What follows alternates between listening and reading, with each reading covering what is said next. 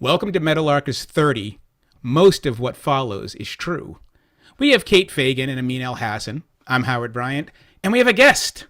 Writer, director, creator extraordinaire, Brian Koppelman. Also, super tennis fan. So that's my kind of dude right there. You may know him from his hit series Billions on Showtime. It's heading into its 7th season. Or from the great Matt Damon, Ed Norton film Rounders, or Ocean's 13, or so many of the other things. We live in an extraordinary time. The last 6 years have been described as the death of truth, a time of alternative facts, and the dreaded, eternally offensive fake news. Most of these barbs represent a specific attack on public journalism, but what happens to storytelling when fiction and nonfiction are blurred as one? This is an especially urgent question in the midst of a trend of dramatizations of contemporary TV figures. Winning Time, Adam McKay's HBO scripted series on the LA Lakers, is a clear dramatization of events, but Kareem Abdul-Jabbar, Jerry West, and Magic Johnson are very much alive and very much pissed about it. The show exists at the same time Magic Johnson has his own documentary streaming on Apple+. My non-basketball fans and some diehards, after every episode, ask the question, is that true? Did this happen? Jerry West was so mad he filed a lawsuit. We have stories on the royal family seemingly weekly. We had the Queen's Gambit. We have Inventing Anna, all those Monica Lewinsky shows. And let's not forget the Tanya Harding, Nancy Kerrigan, I, Tanya. So how do filmmakers deal with the blurring lines during the death of truth? What are the challenges? What are the responsibilities? There's a whole lot of untangling here, and it reminds me of the first words introducing Butch Cassidy in The Sundance Kid. Most of what follows is true. Brian makes movies. Brian loves tennis. We're going to talk about both. Let's see what he thinks. Welcome, everybody. We are at Meadowlarkers 29. This is the second time that we've actually had a guest. Brian, welcome. I'm so glad to be with all of you. I really am. You know, Howard, man, a bunch of when you and I first met in person, I just kind of spontaneously asked you in 2012 or something like that if you would be in my documentary, the documentary Dave and I made. And you were just like, yes, you got it. I'm in. And it was like at the open, and we found a cool spot. And you know, you end up playing throughout the thing and you just killed it for us. And obviously, you know, I became friends from then forward, but I just always appreciated the way that you showed up for me in that spot that you didn't have to. So it's just a pleasure to be here. No, it was awesome. And it's one of the great moments. And to this day, I am lamenting the fact that I did not give you the one quote that I've been wanting to say. And then it was documentary time and I didn't say it, which was, this guy is better. He's younger. He's faster. Why am I getting my ass kicked? And the reason is because you were playing Jimmy Connors. That's why, right? That's the reason. And after he got off the set, I was like, that's what you should have said. And it's not in the documentary, but you said it now. Right. Exactly. So, but we are here in your wheelhouse, in your world. And one of the things that we've been talking about on this program for quite some time, as it's become, as the storytelling has gotten more and more, whether we were talking about Last Dance, or now that we're talking about Winning Time, whether we're talking about all of these different stories. I know, Kate, you had brought up Inventing Anna, and then obviously one of the things about watching Queen's Gambit a couple of years ago was, is this real or is this not real as a story? And I was wondering just what your thoughts were in the business about that line blurring. It's always been there in some degree, but in today's world, why does it feel unique? Or does it feel unique to you? Well, how much of Chariots of Fire was real? How much of Josh Waitzkin's story in Searching for Bobby Fischer is real? I think that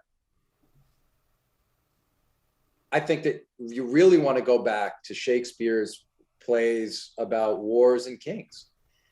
And, you know, people have been using real life drama in order to deal with the thematics that appeal to them for a really long time. And we've just probably compressed the time now because there's such demand. and because there's such an availability of the information so quickly. But, if I think about the subjects that have grabbed David and me, David Levine, my lifelong creative partner and best friend, like the story we told in Super Pumped, so resonated to us, the real story. When we read the book, it was just laid out these themes that were engaging, and where it's really fascinating as a viewer for me. So as somebody who is both a professional at it, but and also an enthusiast, is like The Crown, and what's fascinating to me about The Crown is I am the opposite of a monarchist. I can't stand that there is a monarchy in England. I can't stand the industry around the monarchy. I hate what they represent. All of it is not just undemocratic, but like almost inhuman. Yet I find the show to be the most compelling show I've seen on TV in years and years and years. I think it's the best television show. And I even did the thing that I think these shows are trying to tell you not to do, which is, after every episode of The Crown, I'm sitting there with Amy, my wife, and we're like, do you really think that did that happen? It happened that way? Like, were those sisters really? And then, I go right to the research to try to find the truth of it. And like, so as a fan, sometimes my initial reaction might be disappointment, but that it didn't, the order of those things in real life was backwards, or they found those sisters years before. But then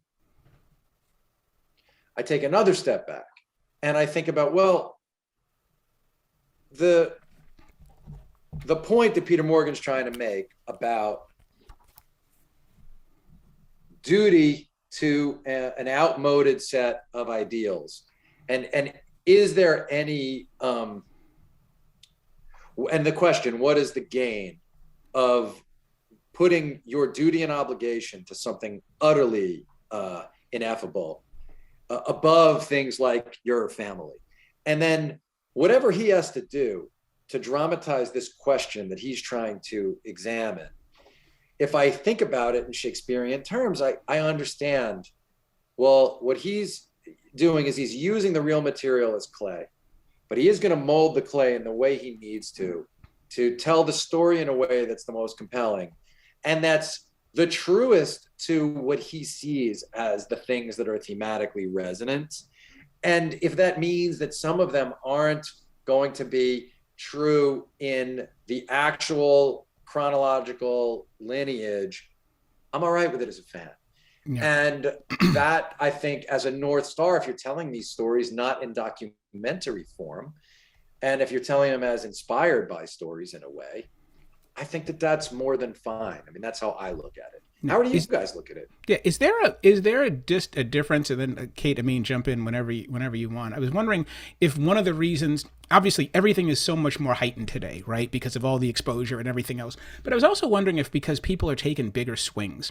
Like if I'm watching The Big Short, I don't know if it's true or not because I don't know the characters. I don't know these people. However, if I'm watching Winning Time, I think I know Kareem. I think I know Jerry West. I think I know Magic Johnson.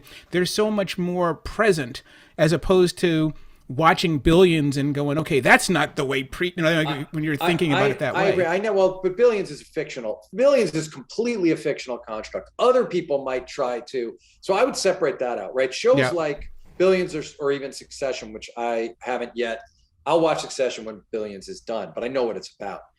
So people might talk about it as being like the Murdoch dynasty, but it is not. It is its own fictional universe.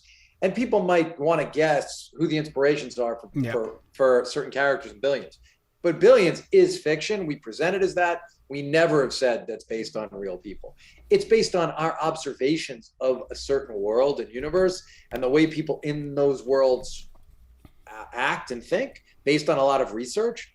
But it's also filtered through our lifetime of experience, and making that being a fictional show is great for us because it really allows us to tell those stories sort of any way that we think we need to.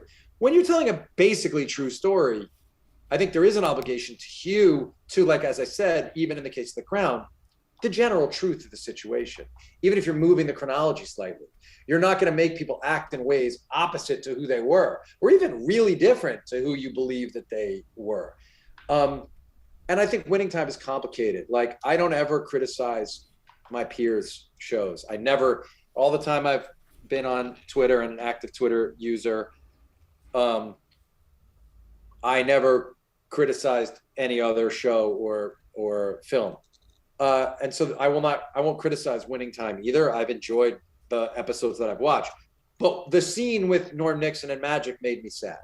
I will just say that scene made me sad because that felt like a deviation that was too big a deviation. Those guys playing one-on-one and Norm schooling him. I was 11 or 12 when Magic was at Michigan State and beat Bird. Like, Norm Nixon could have never beaten Magic Johnson in one-on-one and certainly not humiliated him at some party. I mean, you want to say something?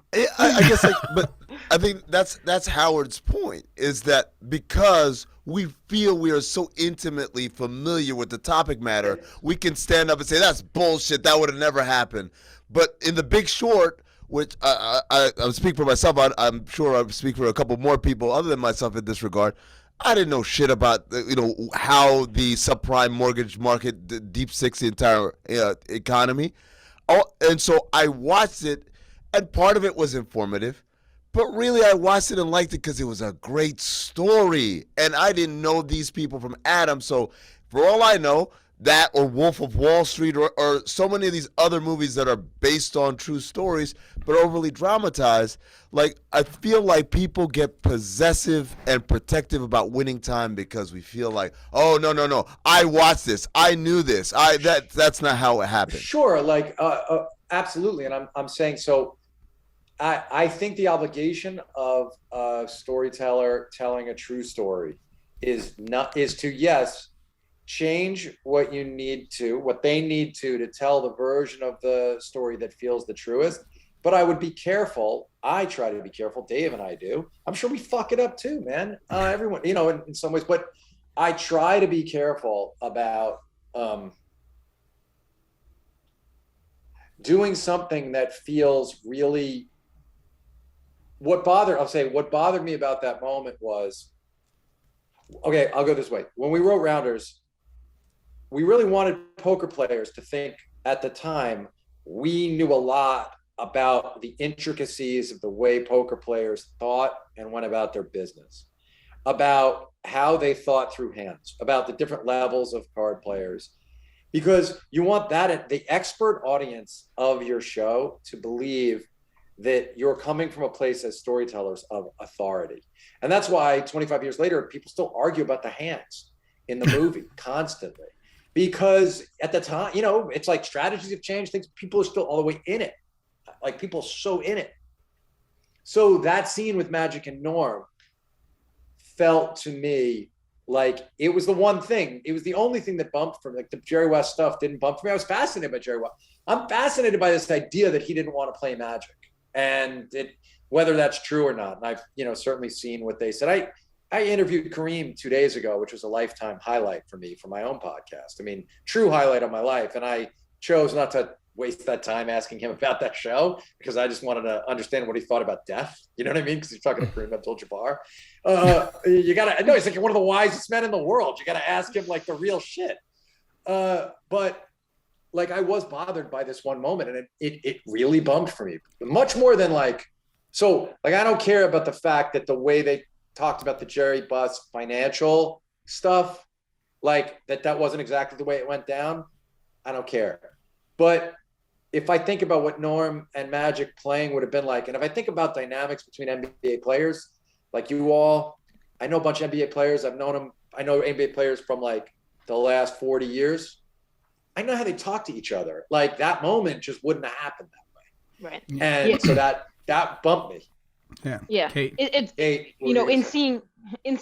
watching that scene as well, and I felt similarly, Brian, because it felt so clearly in that moment like a necessary manipulation in order to have this segment of storyline where Magic considers not coming to LA and going back to Michigan State. And you could almost clearly feel that you needed some construct of a scene. And so sticking with this idea of like, although in general, Winning Time I find to be amazing and awesome. And I really like the episodes. I've seen 3 episodes and I really like the show a lot. Yeah. But sticking with this idea of manipulation, because part of why this topic has interested me over the last couple months is coming on the heels of watching Inventing Anna, and it being one of a number of stories on air right now, which I think is what's leading to this, where it's not just telling true stories, but also true stories that have happened very, very recently. Yes, exactly. As opposed to decades in the past. And so I don't know if you watched Inventing Anna, but there's, at the beginning of every episode, on the screen flashes this sentence: "This whole story is completely true, except for all the parts that are totally made up." And it feels like the most manipulative language to you as the viewer. It wants to have its cake and eat it too in that section. And I think and then I followed up by doing the thing you were mentioning, where you try to figure out what's real and what's not real.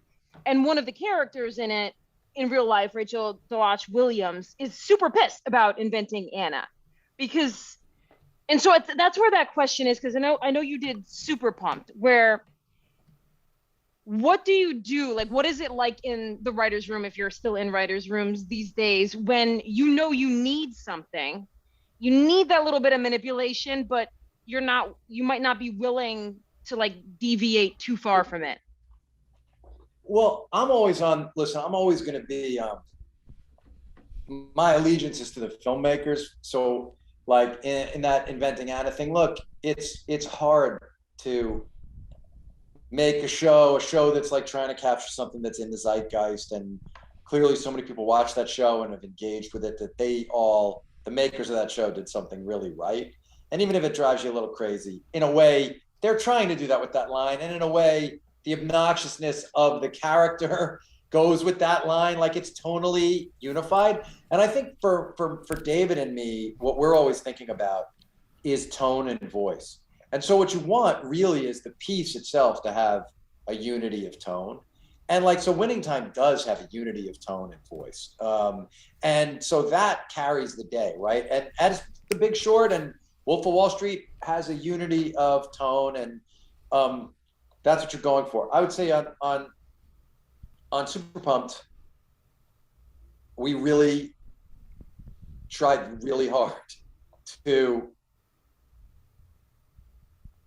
tell the story based on the book and to research out and fact check the events. Of course, you're going to write dialogue that's entertaining, you hope, and you're going to allow that. Your dialogue is not going to be like, you don't know what they really said in every scene in real life, but we really tried to just tell mostly the story, mostly the way that it happened.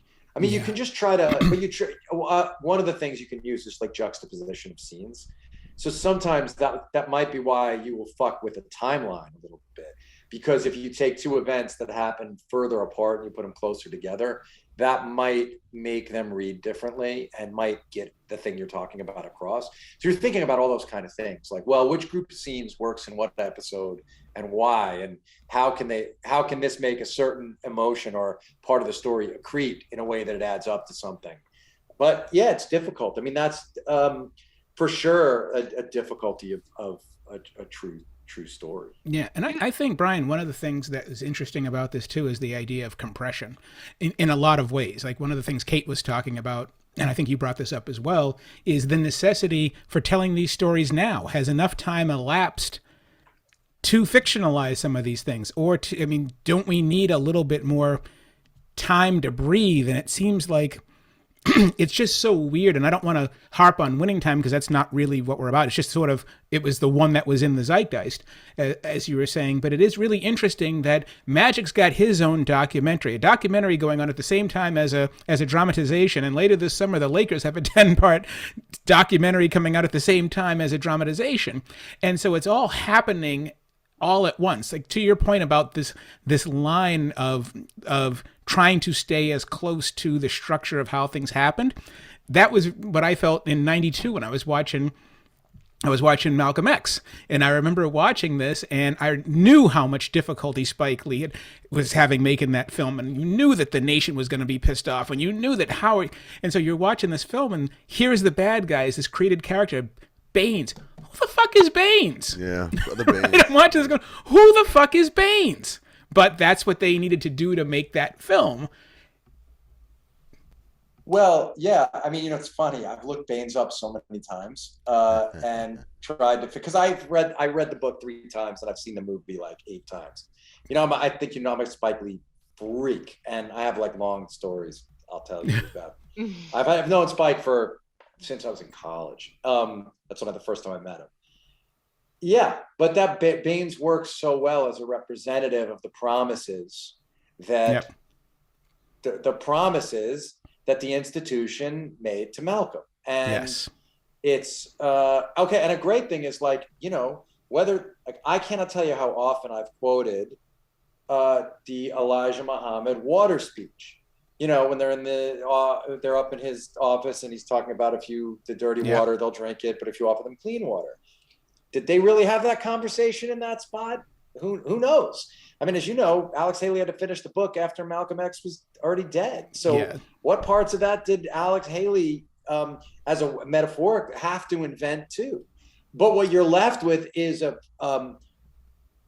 think it's a perfect example because, well, it comes from Liberty Valance, right? What's the line? When the legend becomes fact, print the legend. Print the legend, and there's a reason for it in the case of Malcolm X, right? Each piece of that tells you the story about a martyr who redeemed himself for humanity. It's like a forever. It's a way to mythologize that I think happens over and over again.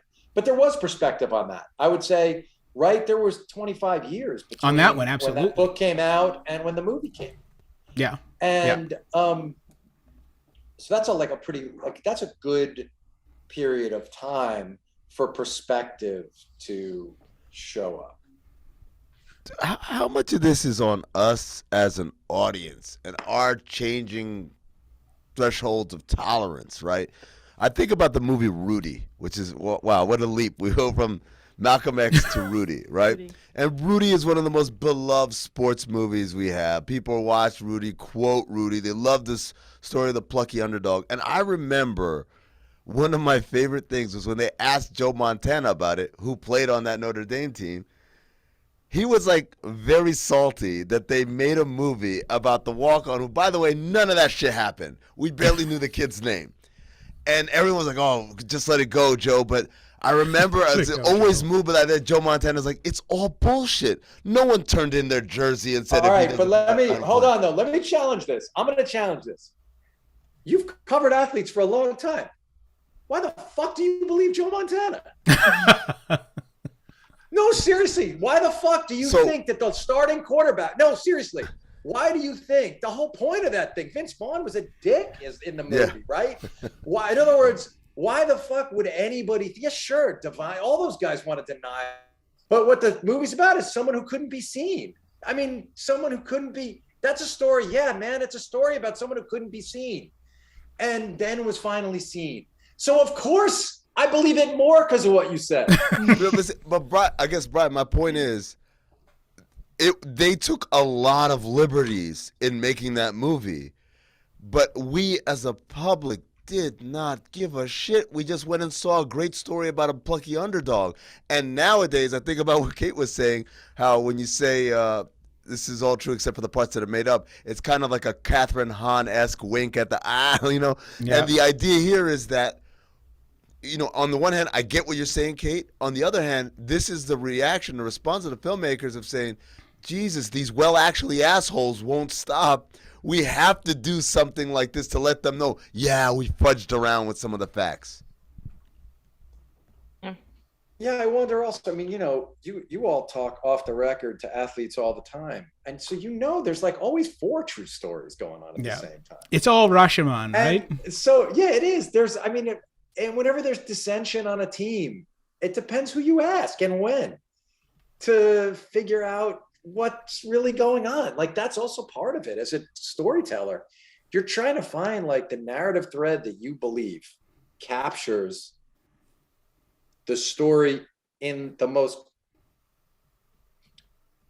compelling way that hits on the stuff you're interested in talking about, I think. But Brian, go ahead. Kate, you seem like you wanted to say something a second ago. Yeah, I think that in having, I know Howard, you written nonfiction books, I always kind of use the thought that, like, in writing a book about a young student athlete who's no longer with us, everyone would always ask me, well, how did you rebuild her? And I was like, well, I basically, obviously you do all your reporting, but I don't believe that I rebuilt her to the way that like she actually was. I feel like I created a hologram of her that reflects some level of the way that she moved in the world. So I don't hold true to the idea that like, in any scripted thing or any dramatized thing, I think I'm getting the actual thing that happened. But there's a huge leap of faith that, me as the writer of that book, you have to trust that I have some moral through line, right? That even though not everything is verbatim, I am going to at every turn adhere to my moral through line so that your takeaway is a reflection of some truth that I believe. But to extend that trust to everyone feels like a flawed premise. What do you think? Sure. Yeah, sure. Like, but I don't know, I go back to like thinking about why people are drawn to the stories that they want to tell. And I think people who do what you do are drawn to wanting to really find out what happened. And then maybe people drawn to what I do are interested in finding out what happened and then playing with what they wish would have happened, what could have happened, what the other sides. But like, I'm a fictional storyteller. And if most of the time, like, I think maybe Super Pump's the only thing I've made documentaries, but like the only thing or a documentary that I have ever done that's really just a true story. And I think that those constraints made it harder because if I could have made stuff up, I really would have, you know what I mean? And so I have sympathy. I just finished my point about winning time. Like, I totally have sympathy for them. I think that, Kate, you said it really well, the reason that they might have invented that scene. So I have a lot of sympathy for that. And it's just that I have domain expertise in the basketball players of that time. And that domain expertise just felt like violated at that moment. And it caused me to step back and sort of have to reevaluate. The problem with that for me was it made me realize, wait, how well do they really know this magic character that they're writing about if they think he's going to let Norm fall down on the basketball court and let Norm Nixon beat him in that sport? At a party. In front of a lot of people. He just would never have. He just never would have lost. He would have backed him down every fucking. There's no chance that he would have lost that game. Amin, did this happen? Did it really happen? Tell us. Oh man, Donald Sterling was so luxurious in his whole white fur coat that night. No, I mean, I don't know. I don't know, but like more importantly, I don't care. Like that's the part where I think many of my friends many of whom either worked for the Lakers or intimately knew these characters, I try to explain to them, yeah, I don't care. I know this isn't a documentary. I know this is a fictional retelling of what happened. And in the same way, like one of my favorite shows over the last couple of years, and I know, Howard, you've mentioned the show before, about Catherine the Great, that was on Hulu, The Great. Mm-hmm. Like none of it. I mean, like every 10th thing that's said or happens in there actually happened, and everything else is just like a really funny storytelling of what Russia would have been like with kind of in that time. And I don't know if I care. Well, I think you're right. I think go ahead, Brian. I think you're right. Well, I'll just say, I think this doubles back to why, like, the challenge they have with winning time is just how much sports means to us, and why the way that we transfer so many emotions onto athletes that we care about, teams that we care about. It's different than the way we transfer stuff in America onto like royal figures or, the serial, like, I love Mindhunter, but like they can fuck with details of how BTK became BTK and those beginning of say, it doesn't matter to me. I don't have an emotional attachment to any of that the way that I have a real emotional attachment. I mean, the one sports question really that I asked Kareem was about, and I haven't gotten to there in the show yet, but just from my own memory, I was like, I just remember all the coverage around the hug Magic gave him after they won the first game. And I imagine that the show mentioned, does the show detail that moment or not? Yeah. Not detail, Yes. but it has yeah. it. Yeah. But I don't know if you must remember, Howard, all the stuff that was written about that at the time. We got 81 more of these in the whole thing. Yeah, all that stuff. And I really have thought, so like, this is the problem with the way sports live for some of us. Like, I've carried that moment in my head since it happened. Like, I remember watching it on Warner Wolf or Marv, whoever was the local news broadcaster. And I remember caring about it and reading the New York Times about it, right? Because that's how you would get I was so invested as a little kid in that moment of Magic hugging Kareem because of what Kareem meant in the culture and what Magic meant in the culture. And so the attachment makes me watch that show slightly differently than I would watch any other show, because every part of that was like life or death to me. I remember that my dad letting me stay up late to watch the tape delayed Game 6 or whatever. Like I just remember all of it. And for that reason, I care. Like I know the kids I was with arguing about those teams. So it matters to me in a different way. Yeah, it's an interesting way to go, especially because of sports, because there's a box score and there's a play-by-play. And so everybody is watching this going, like one of my friends called me, and to Brian's point earlier, my non-basketball friends absolutely devour Winning Time. They think it's hilarious. They think it's great. They don't care if it happened. They ask if it happened or not, but they don't care whether it happened or not. And then my basketball friends are like, I want to see a documentary, because there's so much of that they just want to know. They don't want a dramatization. It was the way when Michael Mann did Ali. I was like, I was way more interested in the real thing. I didn't need Will Smith to do Muhammad Ali. I was interested in Muhammad Ali. So once again, and people say that Ali was a great movie. A lot of people said it's a very good movie. But I'll tell you, like, okay, it's a perfect example because Michael Mann's, there's nobody. I mean, he's one of the very, very, very, very best ever.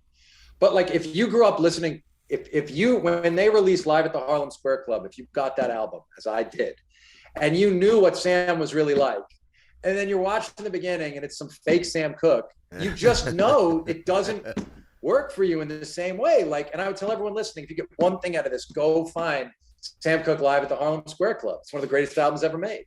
And go listen to it. And it somehow was distracting to me to watch that movie. But I do think I think that movie's. Well, and it's very similar to what were you One Night in Miami, and Amin is laughing right now. Go. I'm laughing because I'm imagining Brian at the movie theater. He's got his popcorn. He's got his drink. He's him and Amy, and they're like, "Oh man, I'm really excited about this." And the credits roll, and you hear not Sam Cooke sing "Bring It On Home to Me." He's like, "This is bullshit." Gets up, storms out of the theater. Fuck this movie. Right? I mean, fairly close. And I say, like, so okay, and to all of you. Like, because you are around all this and you cover sports and culture in the way you do. So like the effect that sport, and it relates this in that sports are so much larger than life. And when people are able to do these things, master themselves in the way that athletes can. Like I haven't watched baseball before last year. I probably haven't watched baseball in 5 or 6 years. It's turned me off so much. But I have now circled every single Ohtani start on my calendar, and I will not miss an Ohtani. Like, my life is partially, that time is sacrosanct. Like, he's 7:00 tonight. I'm going to be watching Ohtani. And that kind of thing only happens in our culture around sports, I think. And occasionally a show, like occasionally every few years, there's some show where the world is brought to. Everybody's watching The Sopranos. Or Mad Men, right? Or Mad this Men, happens, yeah. or Game of Thrones. Like, and even if people, I'm a huge Game of Thrones fan. I love the guys who made the show. They're old friends of mine. But I know that there was a lot of argument about the last season. But like, someday I hope someone's gonna make a thing about Ohtani and about what this time is like. The guy, maybe the greatest player in the history of the game, and he's walking. Funny you should say that, now. Brian. I got a text from CC Sabathia the other day, and he said, Shohei Ohtani is the greatest player who ever lived. Yeah. I'm like, the greatest who ever. He goes, this motherfucker is doing shit that he's turning the big leagues into the little league. He goes, he's doing shit we did when we were 12. Have you ever seen an opposing pitcher say what that Red Sox pitcher said the other day? Right. I was going to Yankee games. I'm a 56-year-old man. I've never seen an opposing player in the beginning third of a season just go, well, that's the best player I've ever. The guy defeated him. He got 3 hits off him, struck out his team, and the guy's like, well, look at what he's doing. It was crazy to me. Yeah. Are you guys, Amin and Kate, are you caught up in this Ohtani insanity or not? No, You know I'm not about caught it? up in it, but no. I mean, I know the very peripheral storyline. I don't circle him on my calendar, but you are encouraging me now to do that. So I never saw anything like it in my fucking life. It is, if you've ever watched baseball, it's the weirdest. I mean, it's the weirdest thing I've ever seen. Yeah. You can't fathom it. First of all, he's a giant. And he strikes every fucking 12 strikeouts. And then 3 hits, 2 off the wall. And a grand slam last night. Yeah, that's the craziest thing in the world. This is what's so amazing about sport, and what the thing I do, which is obviously I've given my life to the thing I do, but because Ohtani's a real person. I mean, he's a real human being. He wakes up in the morning, he's got to figure out what he wants for breakfast.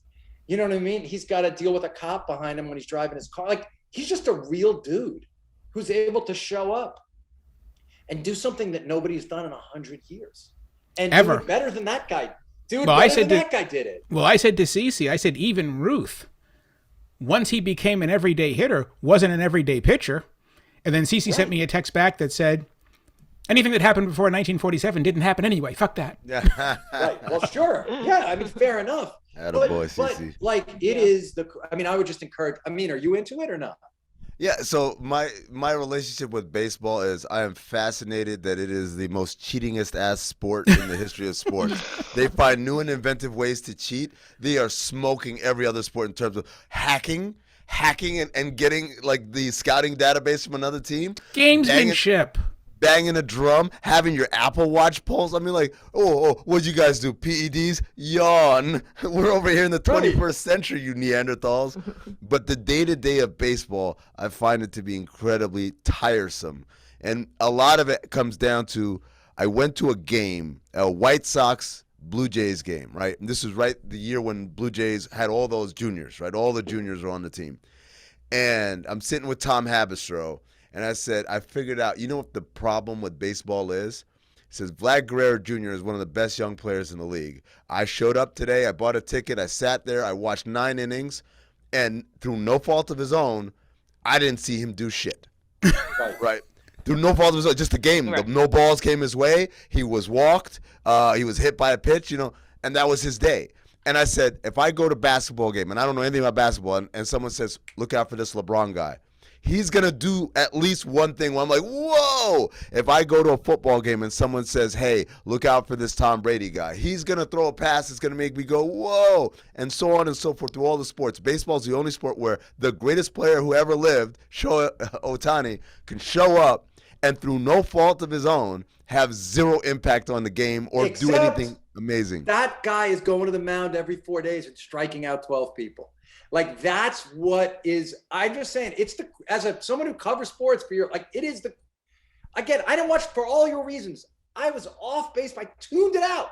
And then I cannot stop now. It's so important in my thing. I just check every day what he did the night before, because it's the thing you're going to tell you, like, you're walking the earth at the same time as the greatest guy who ever played this sport. That's one of the 4 major sports in our country.